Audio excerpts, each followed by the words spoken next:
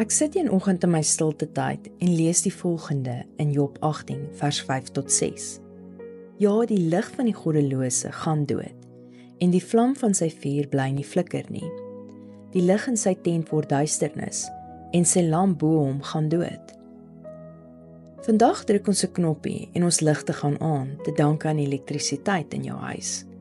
In die ou dae was mense afhanklik van olielampe, en as daar nie olie in die lamp was nie, sou die vlam van hierdie lamp ook uitgebrand het.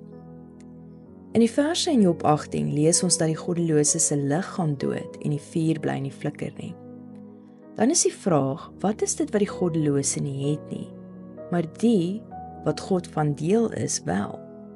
Die antwoord is, hulle wat God dien, se lampe het olie in. Die Heilige Gees is die olie in jou lamp. Hoe meer jy hom toelaat in jou, hoe meer olie word geproduseer. Jy het 'n konstante vloei van olie nodig om te verhoed dat jou vlam nie uitbrand nie.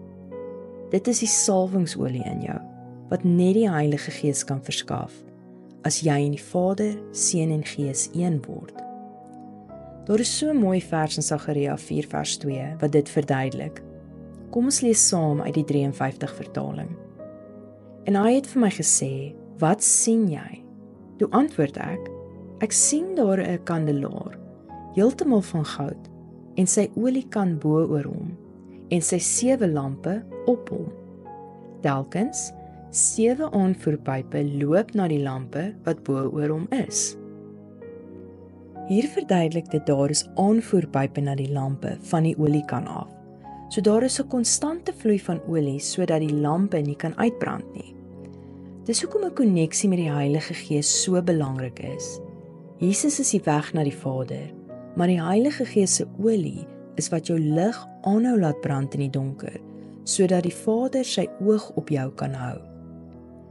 Dit is wat die goddelose mis, 'n lig wat konstant met olie gevoer word, wat die donker kan verdryf.